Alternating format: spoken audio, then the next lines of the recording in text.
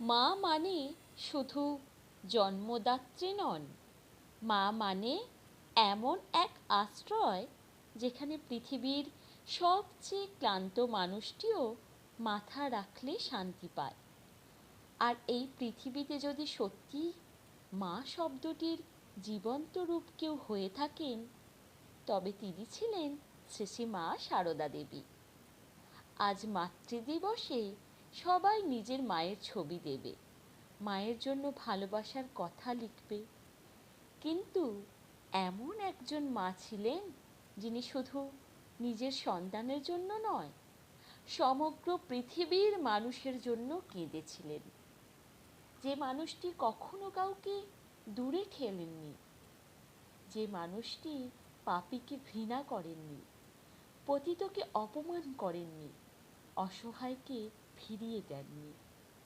একবার এক ভক্ত মাকে জিজ্ঞেস করেছিলেন, মা, আমরা এত পাপ করি, এত ভুল করি, তবু তুমি আমাদের ভালোবাসো কেন? মা খুব শান্ত গলায় বলেছিলেন, আমি যে সত্যিকারের মা। সন্তানের গায়ে কাদা লাগলে মা কি সন্তানকে ফেলে দেয়? মা তো নিজের আঁচল দিয়েই সেই কাদা মুছে দেয়। এই কথার গভীরতা আজও অনেকেই বোঝেনি। আজকের পৃথিবীতে মানুষ ভুল করলে তাকে অপমান করা হয়, দূরে সরিয়ে দেওয়া হয়, কিন্তু মা সারদা এমন এক আশ্রয় ছিলেন যেখানে সবচেয়ে ভাঙা মানুষটিও নিজের জন্য একটু মায়া খুঁজে পেত। অনেকেই জানেন না, রাতের পর রাত মা নিজের হাতে রান্না করে ভক্তদের খাইয়েছেন, নিজে না খেয়ে অন্যকে খাইয়েছেন। অনেক সময় নিজের শরীরে অসহ্য যন্ত্রণা নিয়েও মুখে হাসি রেখে সবার দুঃখ শুনেছেন।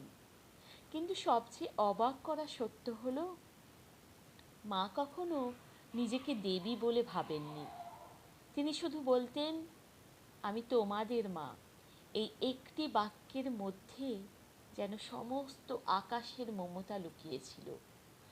জয়রামবাটির সেই ছোট্ট কুটিরে বসে তিনি শুধু মানুষকে ধর্ম শেখাননি, শিখিয়েছিলেন মানুষকে কিভাবে ভালোবাসতে হয়, কিভাবে ক্ষমা করতে হয়, কিভাবে নিজের কষ্ট লুকিয়ে অন্যের মুখে হাসি ফোটাতে হয়।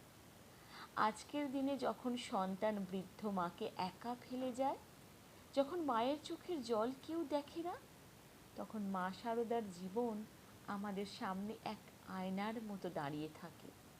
তিনি বলেছিলেন, যদি শান্তি চাও কারও দোষ দেখো না। ভাবতে অবাক লাগে, এত বড় একটি সত্য কত সহজভাবে বলে দিয়েছিলেন তিনি। আজ মাতৃদিবসে ফুল দেওয়ার আগে একবার নিজের মায়ের মুখটা দেখুন।